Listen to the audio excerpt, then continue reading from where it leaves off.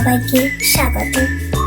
আজ আপনাদের শোনাবো একটি পাপ প্রায়শ্চিত্তমূলক অলৌকিক ভৌতিক গল্প, কাল রাত্রি। আজকের পর্ব আপনাদের কেমন লাগলো কমেন্টে জানাবেন। প্রত্যেক পর্বের শেষে থাকছে একটি করে বিশেষ প্রশ্ন। সঠিক উত্তরদাতাদের নাম আমাদের গল্পের পরবর্তী পর্বের ভিডিও শেষে ঘোষণা করা হবে। তাহলে চলুন ডুব দেওয়া যাক আজকের গল্পে। দক্ষিণ কলকাতার রাসবিহারী অঞ্চলের একটি বহুতলের বাসিন্দা অর্পণ এবং রাইমা। বছর 28-এর অর্পণ জীবনের শুরুতেই সাফল্যের চূড়ায় পৌঁছেছে নিজের পরিশ্রম ও কর্মদক্ষতার দরুন। পৈতৃক ব্যবসার হাল ধরে সেই ব্যবসাকে আন্তর্জাতিক স্তরে নিয়ে গেছে সে। কলেজে পড়াকালীন অর্পণের সাথে আলাপ হয় রাইমার। রাইমা পেশায় অভিনেত্রী, তবে বাংলা ইন্ডাস্ট্রিতে এখনো সে সেইভাবে জায়গা করতে পারেনি। নিম্ন মধ্যবিত্ত পরিবারের মেয়ে রাইমাকে প্রথম কলেজে দেখে ভালো লেগে যায় অর্পণের। প্রাথমিকভাবে পরিবারের অমত থাকলেও শেষ পর্যন্ত সন্তানদের মুখ চেয়ে মেনে নেয় দুজনের সম্পর্ক।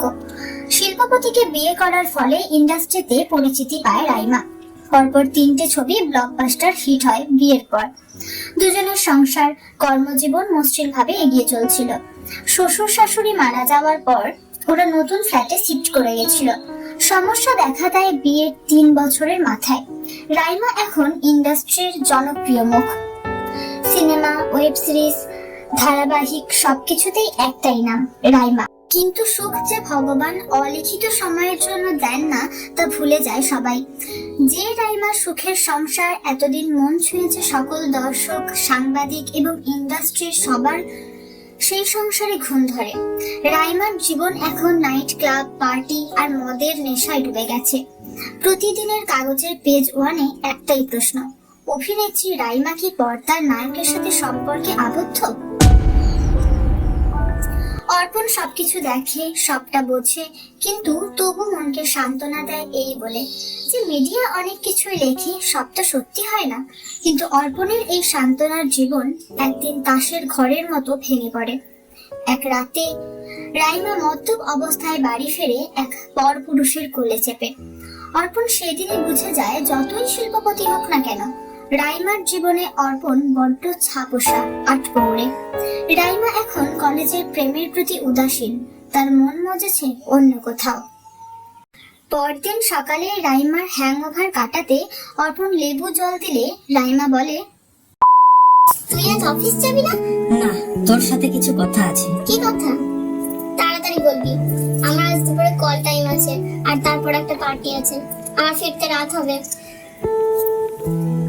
রাই, আজ এগুলো ক্যান্সেল কর, চল আমরা ঘুরতে যাই কোথাও একটা, একদম রাতে ডিনার করে ফিরবো। হাউ স্টুপিড অর্পণ, মানে সিরিয়াসলি আমি তোর সাথে প্রেমের জন্য আমার শুটিং ক্যান্সেল করব? রাই, হোয়াট রাই? ভাটটা বকে একটু বলবি কি বলতে চাস? রাই, এভাবে আর কতদিন? কি কতদিন? আর কতদিন এই রকম ভাবে থাকবো আমরা? আরে কিভাবে? রাই, আমাদের একসাথে ভালোভাবে সময় কাটানো। তুই আমার সাথে এমন কেন করছিস? তুই চাইছিসটা কি অর্পণ? আমাদের মধ্যে বড় কিছু হবে তবে তুই চুপ করবি? বচসা বাড়তে বাড়তে এমন জায়গায় পৌঁছে যায় যে অর্পণ রাগের মাথায় রাইমাকে একটা চড় মেরে বসে। উদ্ধত রাইমা ফ্ল্যাটের দরজা খুলে বাইরে বেরিয়ে আসে, চিৎকার করে লোক জড়ো করে। শিল্পপতি ও অভিনেত্রীর অসুস্থ সংসারের দাম্পত্য কলহ কেউ দাঁড়িয়ে দেখে মজা নেয়, কেউ আবার ফেসবুক লাইভে সেসব দেখে ভিউ বাড়ায়। অর্পণের নামে মিথ্যে রটনা হয়। রাজ্যের মহিলা কমিশন রাইমাকে সাহায্য করতে এগিয়ে আসে।